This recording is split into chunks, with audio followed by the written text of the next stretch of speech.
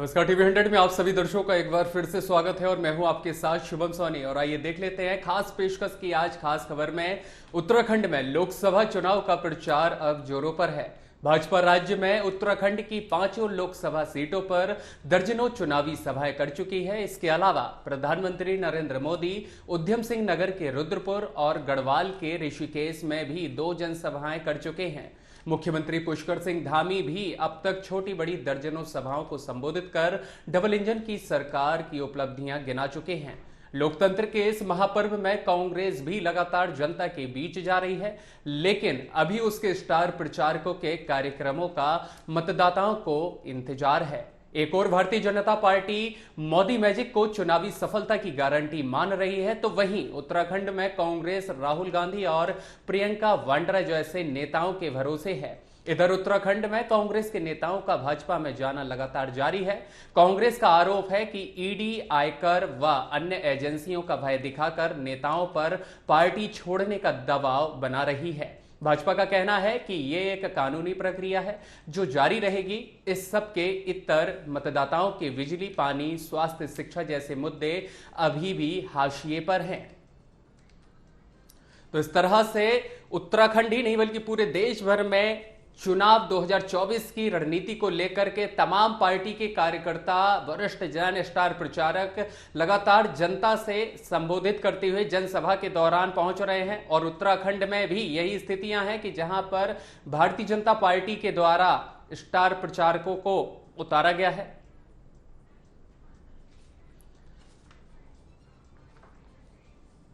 और आज के इस खास पेशकश में हमारे साथ 2 हमारे मेहमान आज मौजूद हैं। पहले बात करेंगे, हमारे साथ मौजूद हैं भारतीय जनता पार्टी से प्रवक्ता कमलेश रमन जी। दूसरी ओर देखें तो कांग्रेस प्रवक्ता हमारे साथ मौजूद हैं आशीष नोटियाल। आप दोनों ही अतिथियों का टीवी 100 में बहुत बहुत पहले तो स्वागत है।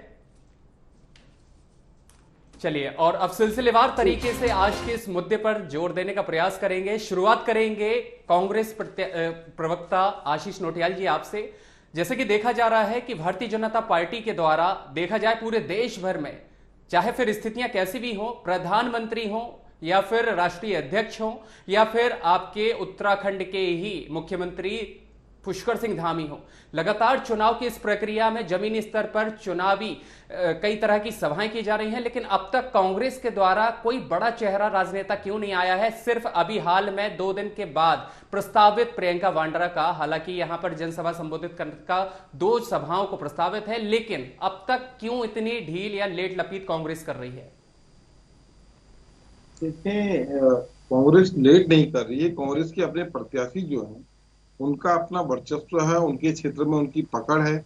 वो अपना प्रचार अपना आप भी करने में सक्षम है। वो प्रचार कर रहे हैं और पार्टी का संगठन पूरा उनके लिए प्रचार कर रहा है। दूसरी ओर डरी हुई, घबराई हुई भारतीय जनता पार्टी, इनको पता है कि हमारे उम्मीदवारों से कुछ नहीं होना। जो उम्मीदवार हैं तो एक पुतला मात्र हैं। तो इसलिए ये केंद्र के नेताओं को बुलाना चाहते हैं बार बार। उनके द्वारा जो जनता को जुमलेबाजी सुनाई जाती है उससे जिन्हें लगता है कि जनता आकर्षित होगी। जब प्रधानमंत्री जी आकर कुछ ऐसा बात बोलेंगे, कोई ऐसे जुमले सुनाएंगे कि हमारा देश खतरे में है, हम खतरे में हैं, इस तरह की बातें बोलने का काम करेंगे। इस बार कौन सी बात बोलेंगे, उनके लिए सबसे बड़ी समस्या ये है क्या बोले और क्या ना बोले।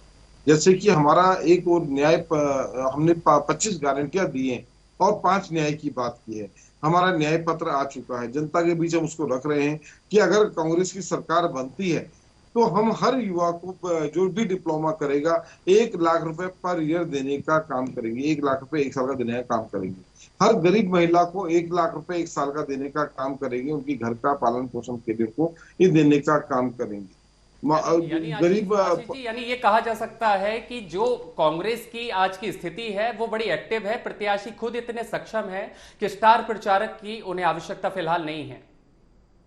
बिल्कुल बिल्कुल, हमारे स्टाफ है, बल्कि आ भी रहे हैं, ऐसा नहीं ये नहीं आ रहे। चलिए, इसी इसी सवाल का जवाब हम चाहते हैं। भारतीय जनता पार्टी की प्रवक्ता हमारे साथ कमलेश जी जुड़ी हुई हैं। कमलेश जी, कितना सहमत हैं आशीष नोटियाल जी के इन चर्चाओं को लेकर? उनका कहना है कि कांग्रेस में अगर भले ही स्टार प्रचारक नहीं आए हैं या हाईकमान राजनेता बड़े चेहरे नहीं आए हैं, तो उनका हर एक प्रत्याशी इतना एक्टिव है कि शायद वही उसका चेहरा और उसका जमीनी स्तर पर रहना काफी मुश्किल हो सकता है भारतीय जनता पार्टी को जीतना।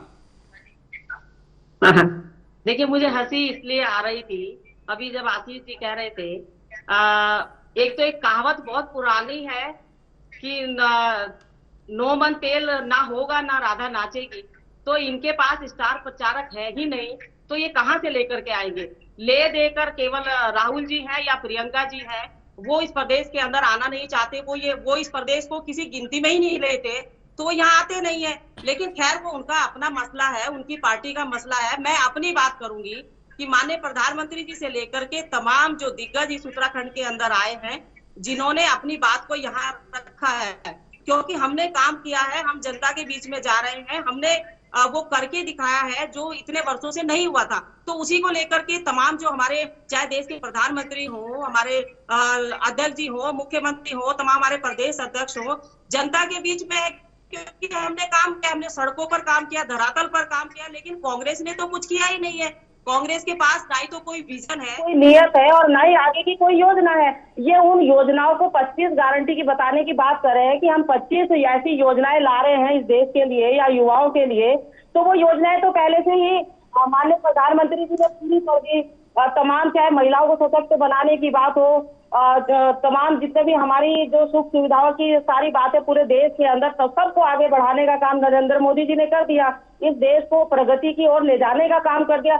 आज ये कौन सी गारंटियों की बात करते हैं, ये समझ में नहीं आता।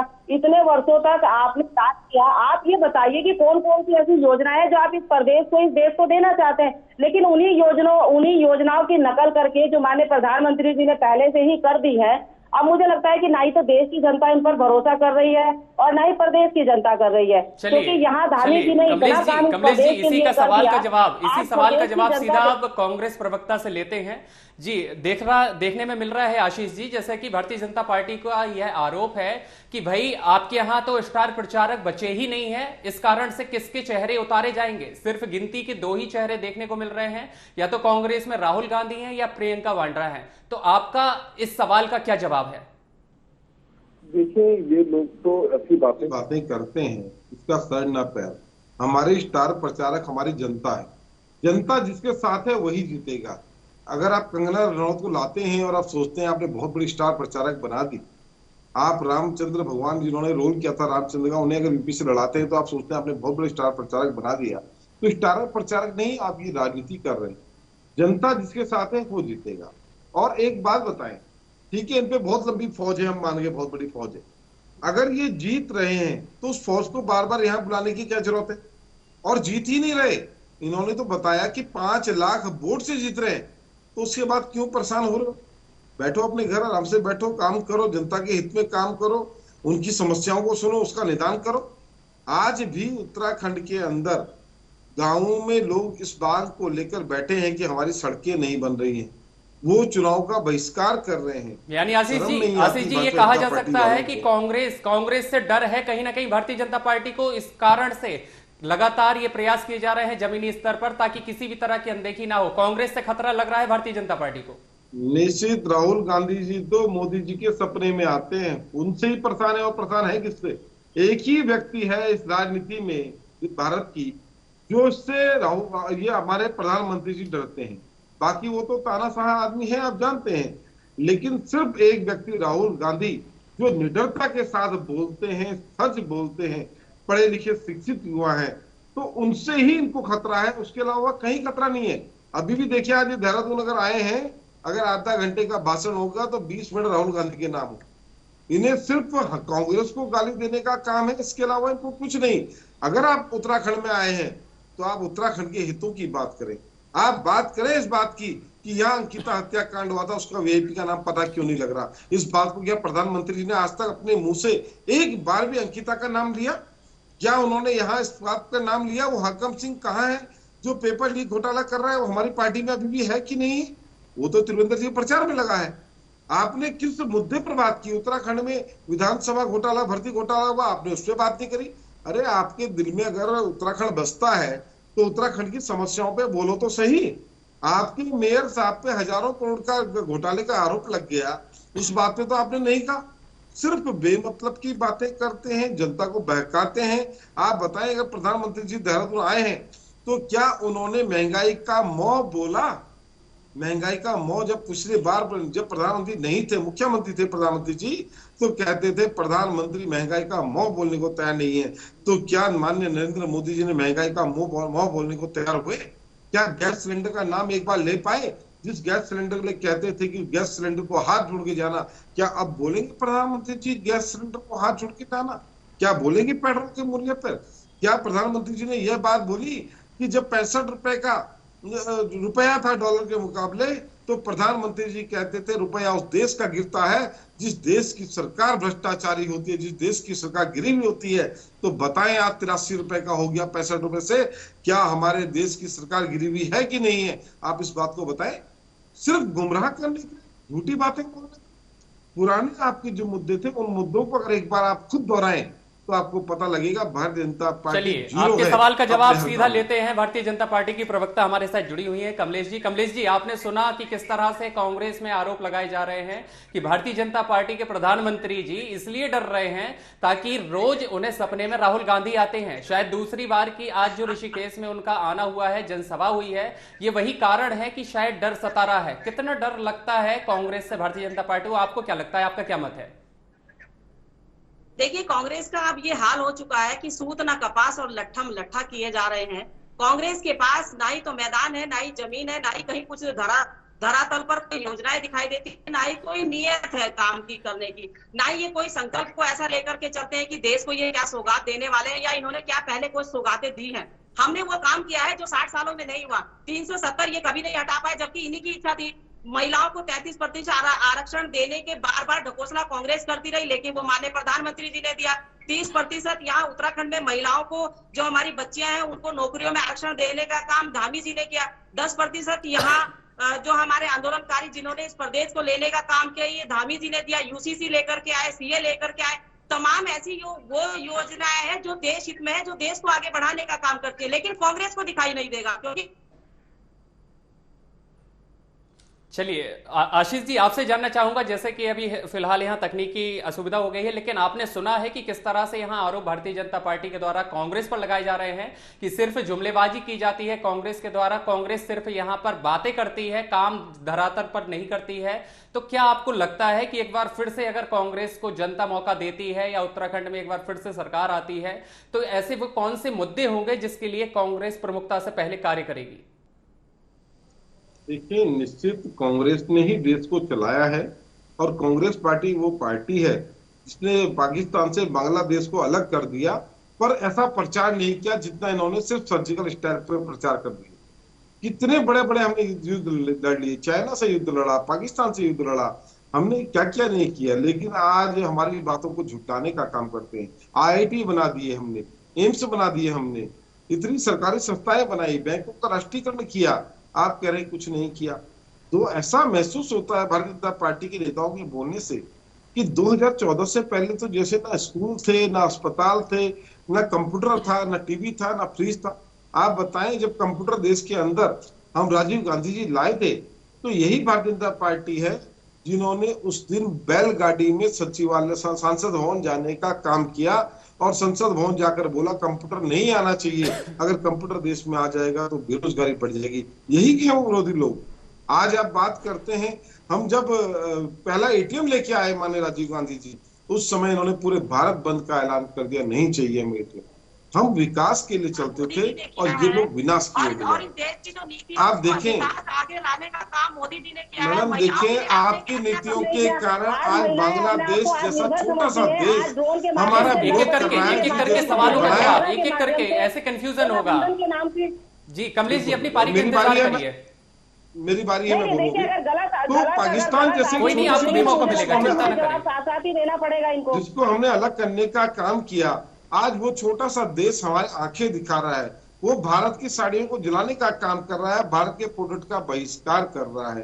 पाकिस्तान को देख लीजिए, वो क्या हमसे डर रहा है। आज भी कितने केस 2016 से 22 तक 962 हत्याएं जम्मू कश्मीर के अंदर हो गई है। 70% केस में बढ़ोतरी हुई है। वो बात अलग है कि भारतीय जनता पार्टी का मीडिया दिखाने को तैयार नहीं। कमलेश जी आपके पास ही आएंगे, आपके पास ही आएंगे, थोड़ा सा इंतजार। ऐसे में कंफ्यूजन होगी, विषय अंतर्गत भटक जाएगा। आज अगर कोई हम पे हमला करने की बात करता है तो उसके घर में कमलेश जी, अगर आप पहले बोलना चाहें तो आप ही पहले बोल लीजिए, मैं मेरे टाइम पे आप मुझे डिस्टर्ब मत कीजिए। आपको पहले बोलना है, आप कमलेश जी, बोलिए। ऐसे में कोई स्पष्टीकरण नहीं हो पाएगा। प्रत्येक व्यक्ति को अधिकार है और आपको भी समय मिलेगा, सिर्फ नहीं, अपने आपने मुझे समय मेरी की पारी पूरी बात करनी। बोलने ही नहीं दी और आपने तुरंत कांग्रेस पर आगे, ऐसा लग रहा था जैसे वो कांग्रेस के लिए ही डिबेट हुई। आपने मेरी बात ही पूरी नहीं सुनी। देखिए, अभी उनका क्या है, सवाल टॉपिक पर आ गया है। माफी चाहेंगे, यहाँ किसी भी तरह की मतभेदना को दूर किया जा रहा है इसी प्रकार से। ना यहाँ कांग्रेस ना भारतीय जनता पार्टी, यहाँ सिर्फ चुनावी मैदान में किस तरह से पार्टी का काम कर रहे हैं, आपको भी मौका मिल रहा है। और बीच में आपने इंटरप्ट करवा दिया आशीष जी से। आपको भी मौका मिलेगा, थोड़ा सब्र करिए। आपकी बिना बात सुने नहीं जाने दिया जाएगा। जी आशीष जी, पूरी बात करें अपनी। ये कांग्रेस पार्टी की सोच थी, जिन्होंने सोचा जब सरकारी नौकरी करने वाला आदमी 60 साल में रिटायर होगा तो उसको एक पेंशन का लाभ मिलना चाहिए, जिससे उसका बुढ़ापा एक अच्छी तरह से कट सके। कांग्रेस पार्टी ने ही पेंशन देने का काम किया। कांग्रेस पार्टी के समय जितनी सरकारी नौकरियां थी, वो सरकारी नौकरी का सोचने का काम भी और देने का काम भी हमने किया। आर्मी की नौकरी पक्की हमने देने का काम किया और उनको जितनी सुविधाएं दी, उनको शहीद का दर्जा दिया, वो भी हमने देने का काम किया। चलिए आशीष जी, आज आपके मैं ही कहना चाहूंगा, आशीष जी, आपके ही इन विषयों के अब जानकारी और जवाब सीधा लेते हैं। जी कमलेश जी, जैसा कि बताया जा रहा है कि युवाओं को रोजगार देने के लिए बाद में भारतीय जनता पार्टी ने योगदान दिया होगा, ऐसा आरोप लगाया जा रहा है कि ये सारी की सारी शुरुआत योजना अंतर्गत कांग्रेस के द्वारा शुरू कर दी गई थी। फिर चाहे मातृशक्ति हो, बढ़ावा देने के लिए उत्तराखंड में विशेष तौर पर जनता जनार्दन की सेवा के लिए अहम भूमिका में कांग्रेस पहले रहा है। कांग्रेस की सत्ता पलट के बाद उसी का कॉपी किया जा रहा है भारतीय जनता पार्टी के द्वारा, ऐसा आशीष नोटियाल जी का कहना है। आप कितना सहमत है? बिल्कुल, देखिए मैं तो पहले ही कह रही हूँ कि कांग्रेस का चश्मा इस वक्त उल्टा हो चुका है और वो उल्टी दिशा में ही देख रहे हैं। मैं तो पहले ही बोल रही हूँ इस बात के लिए। और मैं तो इस बात को मानती हूँ कि जो योजनाएं कांग्रेस ने चलाने की बात करी थी, उनको आगे बढ़ा करके भारतीय जनता पार्टी की सरकार ने उनको पूरा करने का काम किया। मैंने तो पहले ही कहा आपको कि जो काम ये नहीं कर पाए, 3 तलाक तक, ये 3 तलाक के कानून नहीं लेके आ पाए, वो भारतीय जनता पार्टी की सरकार लेके आई। 370 इस देश के अंदर से हटाने का काम कांग्रेस करती रही, खाली गाल बजाती रही, वो काम नरेंद्र मोदी जी ने कर दिया। देश के युवाओं को आगे बढ़ाने का काम किया। इसलिए किया, मैं ये इसलिए बताना चाहती हूँ आपको कि इन्होंने कहा कि सरकारी नौकरियों में आज हमारे देश का युवा नौकरी लेने वाला नहीं बल्कि देने वाला बन चुका है, इतना आत्मनिर्भर बन चुका है। आज हमारी महिलाएं अपने आप को इतना सशक्त महसूस करती है, चाहे ड्रोन दीदी के माध्यम से तमाम हमारी वो बहन बेटियां आज पायलट बनकर के काम करी है, ट्रेन चलाने का काम करी, बल्कि तीनों सेनाओं में आज अधिकारी के रूप में वो दिखाई देती हैं हमारी बहनें।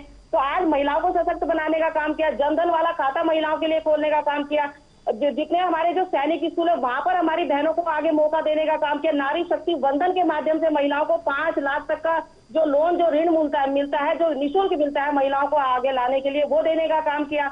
हमारी जो आपके 5 लाख तक का जो हमारा स्वास्थ्य बीमा, पहले 1 रुपया नहीं मिलता था, आज गरीब आदमी कम से कम प्राइवेट हॉस्पिटल में जाकर के आयुष्मान कार्ड से अपना इलाज करवा पाता है। आज 80 करोड़ लोगों को अगर राशन मिल रहा है तो वो कांग्रेस की देन तो नहीं थी। लेकिन हाँ, एक बात मैं कहना चाहूंगी कि जो कांग्रेस की बात है, जो मनरेगा को आगे बढ़ाने का काम किसी ने, नरेंद्र मोदी जी ने किया। तो ये ऐसी योजनाएं हैं जो निरंतर चलती रहती है, विकास का पहिया हमेशा चलता रहता है। लेकिन कांग्रेस को शायद ये दिखाई भी नहीं देता।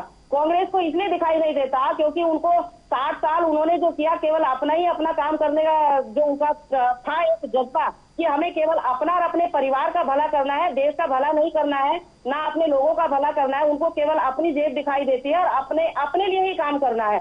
तो मैं ये कहना चाहती हूँ कि 3 तलाक जैसी जो योजना, जो 3 तलाक जैसा जो नियम और कायदा अधिनियम जो लेकर के आए देश के प्रधानमंत्री, क्या वो गलत है? आज महिलाओं को अगर 33%, जिसके लिए कांग्रेस हमेशा हा उल्ला मचाती थी कि महिलाओं को लोकसभा विधानसभा में पहुंचाने का काम करेंगे, तो क्या इन्होंने देने का काम किया? 2-2 बार इनके पास सरकार रही, नहीं दिया ना। आज उत्तराखंड के अंदर अगर हम यूसीसी लेकर आए हैं, उन बहनों को जो कई वर्षों तक प्रताड़ना सहती रहती थी, शोषण सहती रहती थी, आज हर एक वर्ग के लिए है, उसमें किसी एक वर्ग के लिए जानना चाहूंगा, सम्मिलित किया गया है। कमलेश जी, आपसे जानना चाहूंगा, देने का काम किया, पहाड़ों तक सड़कें पहुंचाने का काम किया, बिजली देने का काम किया, युवाओं को आत्मनिर्भर बनाने का काम किया, और आप कहते हैं कि हमने कुछ नहीं किया। अगर हमने कुछ नहीं किया होता तो दूसरी बार धर्म की सरकार नहीं बनती। कमलेश जी, आपसे जानना चाहूंगा कि जिस तरह से आपने बोला है कि कांग्रेस सिर्फ बातूनी हवाई देती है, लेकिन काम जो धरातल पर हुआ है वो भारतीय जनता पार्टी के द्वारा किया गया है।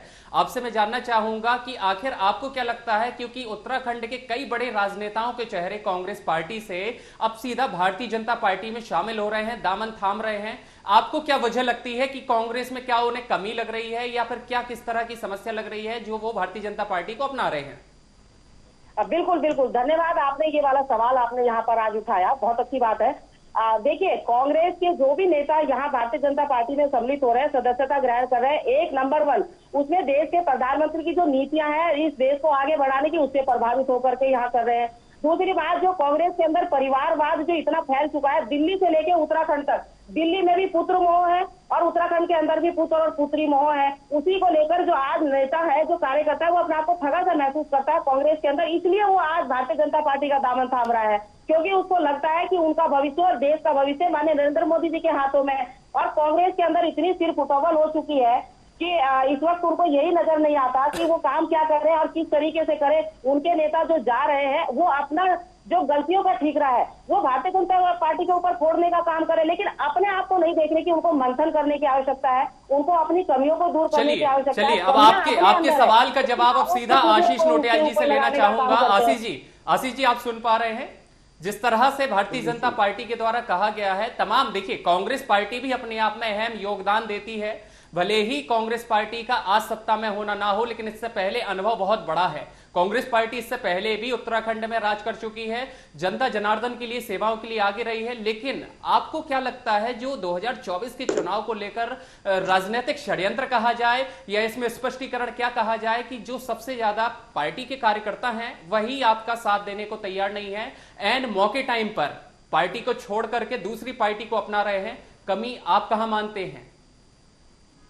देखिए, जानने के कई कारण हो सकते हैं।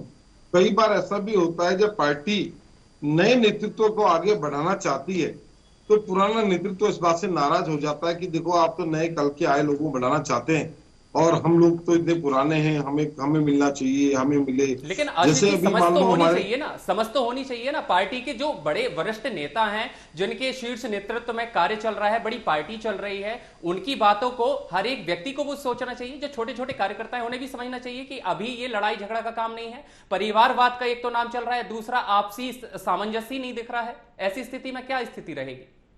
देखिए ऐसा है, हमारे यहाँ पे कोई ऐसा नहीं कि सब चलेगा। बहुत बड़ी पार्टी है कांग्रेस, एक बहुत बड़ी विचारधारा है। अगर एक आदमी जाता है तो ये 2 साल हम एक यहाँ चले गए। मैं इन्हें वादे के साथ कह सकता हूँ और मैं कहना चाहूंगा, अभी परसों मुख्यमंत्री जी बड़ा झूठ बोल रहे थे कि 15,000 लोगों ने जो है ज्वाइन कर लिया। मैं कहना चाहूंगा आप 200 लोगों का भी मुझे बता दें जो कांग्रेस के कार्यकर्ता थे जो वहां गए हैं। 200 लोग भी नहीं है, आप नाम मांग लेना, अगर 200 नाम मिल जाए तो 200 लोग भी नहीं है, सिर्फ झूठ बोलने काम कर रहे हैं। और ये चुनाव का समय है और चुनाव का समय पतझड़ का समय जितना होता है। तो आपको क्या लगता है, अवसरवादी देखते हुए लोग पार्टी को पलट रहे हैं? अवसरवादी निश्चित, देखिए किसी को कुछ भी कारण हो सकते हैं, मैं इसको नहीं कहना चाहूंगा। देखिए, भारतीय जनता पार्टी का टारगेट होता है कि दूसरी पार्टी के नेताओं को अपनी पार्टी ज्वाइन कराकर एक माहौल तैयार करना, और वो जो सोच रही है माहौल तैयार करा रहे, माहौल तैयार नहीं हो रहा है, अपने अंदर विद्रोह पैदा हो रहा है। निश्चित विद्रोह इनके अंदर होगा, लेकिन चलो कोई बात नहीं, हमें उनसे कोई लेना देना नहीं है। अभी कमलेश मैडम ने बोला कि हमने बहुत विकास किया है, और सच भी है, विकास तो किया है। देखिए, 2013 में जो आटा 210 रुपए का 10 किलो आ जाता था, वो आज 410 का 10 किलो आता है। जो उस समय दूध 30 रुपए लीटर था, वो 66 रुपए लीटर हो गया है। देसी घी 300 रुपए लीटर जो कांग्रेस के टाइम पे था, 675 रुपए लीटर हो गया है। सरसों का तेल 52 रुपए लीटर से 150 रुपए करने का काम किया है। कमलेश जी, कांग्रेस के पास एक बहुत बड़ी लिस्ट है जिसमें बताया जा रहा है कि जब उनकी पार्टी थी तब से लेके अब तक कितना बदलाव भारतीय जनता पार्टी के द्वारा किया गया है। महंगाई को लेकर के लिस्ट बता रहे हैं कि कितनी आमदनी है अब लोगों की और कितना उसमें लोग काम कर पा रहे हैं। आखिरकार बढ़ते समय में महंगाई दर बढ़ती गई है, ऐसा आरोप लगाया जा रहा है। आपका क्या कहना है, क्या वास्तव में भारतीय जनता पार्टी के कार्यकाल में महंगाई बढ़ी है या अचानक से इसकी गतिविधि कहीं और से आई है? देखिए, देखिए इस देश के अंदर तरक्की और विकास की जो लहर इस वक्त है, उसको देखते हुए मैं ये कह सकती हूँ कि आज का युवा, आज की महिलाएं देश हित में आगे बढ़कर के मोदी जी के साथ में खड़ी है, कांग्रेस के साथ में नहीं खड़ी है। अगर कांग्रेस की बातों पर प्रबुद्ध जनता को विश्वास होता तो दूसरी बार यहाँ धामी जी की सरकार नहीं बनती। अगर जनता को विश्वास होता इनकी बात पर, इन्होंने राजस्थान में भी कहा था 500 रुपए का सिलेंडर, इनके 500 रुपए के ऊपर भरोसा नहीं किया जनता ने। जनता ने भरोसा किया कि इस देश को कैसे आगे बढ़ाना है, इस देश के अंदर कैसे राष्ट्र लाना है, इस देश को कैसे आगे उन्नति की ओर ले जाना है। आज इनके पास ना ही तो कोई विजन है, ना ही कोई नियत है, खाली एक ठीकरा फोड़ने का काम कर रहे हैं कि जी महंगाई हो गई है और ये चीज। अरे आप विजन बताइए ना, आपका विजन है क्या इस देश के लिए? लेकिन नरेंद्र मोदी जी अपने विजन के साथ चल रहे, संकल्पबद्ध है कि इस देश को तीसरी बार वो फिर ऐसी योजनाएं ला करके देने वाले हैं जो इस देश को आगे बढ़ाने का काम करेंगी। प्रधानमंत्री जी हवा में बात नहीं करते इनके राहुल जी की तरह, इनकी प्रियंका जी की तरह कि वो उनको किसानों की योजना का नाम याद ना आए, मंच के ऊपर खड़े होकर और जो है आंख मारने का काम करें। तमाम इस समय जो चुनाव चल रहा है इस देश का, उस देश की तरक्की में हर व्यक्ति, हर जनमानस जो हमारा वोटर है वो इसमें भागीदारी करेगा। 19 अप्रैल को उत्तराखंड का जो जनमानस है इस धर्मस्थली का उत्तराखंड में, वो भारतीय जनता पार्टी के पक्ष में बटन दबाने वाला है। 4 जून को जब रिजल्ट आएगा तो 5 की 5 लोकसभा सीट नरेंद्र मोदी की झोली में पहुंचने वाली है। ये ठीकरा फोड़ते रहे इस बात का। अरे भाई, जब जनता आपको देखना ही नहीं चाहती, जनता आपको सुनना ही नहीं चाहती, जनता के बीच में आप जाकर के कोई काम ही नहीं करते, धरातल पर आप दिखते नहीं है, हवाई करते हैं, केवल कांग्रेस भवन में बैठकर आप ताल बजाने का काम करते हैं, जनता के बीच में तो आप कहीं दिखाई नहीं देते। लेकिन बात ठीक है, एक विपक्ष है, विपक्ष के नाते उनका कर्तव्य बनता है कि वो सकारात्मकता के साथ में सरकार को सलाह दे, अच्छी सलाह दे। अगर सरकार ना माने तो बात है, लेकिन सरकार हर चीज मानने के लिए तैयार है, लेकिन हाँ उल्ला मचा करके केवल भ्रमित करने का काम करते हैं। आपके पास कुछ ही देर में आते हैं। पहले एक फाइनल कमेंट अभी हम कांग्रेस प्रवक्ता आशीष नोटियाल से लेना चाहते हैं और उसके बाद फिर से आपके पास आएंगे। आशीष जी, आपसे जानना चाहूंगा 2024 का जो चुनाव है, इस स्थिति में एक फाइनल आपसे जानना चाहूंगा कांग्रेस की स्ट्रेटजी को लेकर के और भारतीय जनता पार्टी को कितना कंपटीशन में लेकर के यह चुनाव सार्थक होने वाला है, और आपको क्या लगता है उत्तराखंड की 5 लोकसभा सीट में से किस हद तक कांग्रेस का परचम लहरा सकता है? देखिए, हम तो चाहेंगे 5 सीट में हम आए और जिस प्रकार से हमारी योजनाएं हैं हमें 5 सीटों पे आना चाहिए। मैं आपको बताना चाहूंगा, अगर कांग्रेस की सरकार बनती है तो हर डिप्लोमा कर चुका है उसे हम 1 लाख रुपए साल का अप्रेंटिस के नाम पर देने वाले हैं। हमारी सरकार बनते ही हम 30 लाख पद केंद्र के जो खाली पड़े हैं उनको भरने का काम करने वाले हैं। और हम जो है युवाओं के लिए 5,000 रुपए का युवाओं के लिए स्टार्टअप कोर्स बनाएंगे। जो भी युवा अपना काम करना चाहता है, कारोबार करना चाहता है, कुछ भी करना चाहता है, वो उस फंड को यूज कर सकता है। हम नारी न्याय के नाम पर हर गरीब महिला को 1 लाख रुपए हर साल का देंगे, लगभग 8,500 रुपए पर मंथ हम देने का काम करेंगे, जिससे इस महंगाई में उसका पालन पोषण गुजर बसर कुछ हो सके। जो भी हमारी नौकरियां निकलेंगी केंद्र सरकार की, उसमें 50% हम महिलाओं को आरक्षण देने का काम करेंगे। हम आशा, आंगनबाड़ी, भोजन माता जो भी हैं, उनका हम जो केंद्र से मानदेय मिलता है, केंद्र से उनको जो तनख्वाह मिलती है, अंश मिलता है, उसको डबल करने का काम करेंगे। और हम हर ब्लॉक क्षेत्र में एक अधिकार मैत्री की नियुक्ति करेंगे। वो अधिकार मैत्री हर महिला को उसके अधिकारों के बारे में बताने का काम करेगी। सावित्रीबाई फुलन हॉस्टल हम बनाने का काम करेंगे। हर कामकाजी महिला जो नौकरी करती हैं उनके लिए हम हॉस्टल बनाने का भी काम करने वाले। किसान की एमएसपी की हम लोग गारंटी देते हैं। संक्षेप में बताइएगा आशीष जी, फटाफट से, समय भाव के कारण।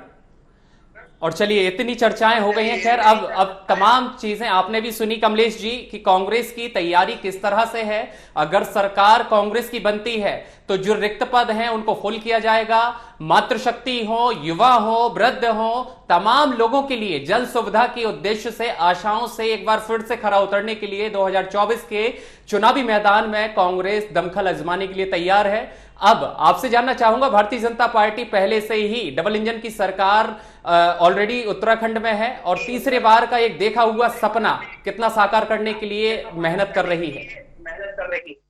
देखिए, आशीष जी ने पहले ही अगर लगा दिया है, और अगर लगाने वालों की स्थिति आप समझ सकते हैं कि वो नहीं आ रहे हैं। लेकिन हमारे यहाँ अगर नहीं लगता, हम बिल्कुल संकल्पबद्ध हैं, हम पूर्ण विश्वास है हमें प्रबुद्ध जनता के ऊपर। उनके बीच में काम किया है और वो हमें चुनने का काम करेंगे। 4 जून को जब रिजल्ट आएगा तो माननीय प्रधानमंत्री जी नरेंद्र मोदी जी शपथ लेते हुए आपको दिखाई देंगे। हमारे काम के बलबूते पे, विकास के बलबूते पर। कांग्रेस पार्टी की तरह नहीं है कि राम मंदिर की प्राण प्रतिष्ठा का भी वो बहिष्कार कर दें, राष्ट्र हित में इस देश के लिए भी वो बहिष्कार कर दें। वो ना राम को मानते हैं, ना धर्म को मानते हैं, ना इंसानों को मानते हैं, ना काम को मानते हैं, ना विकास को मानते हैं। लेकिन हम हर तरीके से प्रबुद्ध जनता के दरवाजे पर हैं। हमारी दोबारा एक बार फिर से खास पेशकश में आपको जोड़ने का प्रयास करेंगे। फिलहाल आज आप दोनों ने अपने मुद्दों को रखा। हमारे साथ जुड़ने के लिए कमलेश रमन जी, बीजेपी से प्रवक्ता, आपका बहुत बहुत शुक्रिया।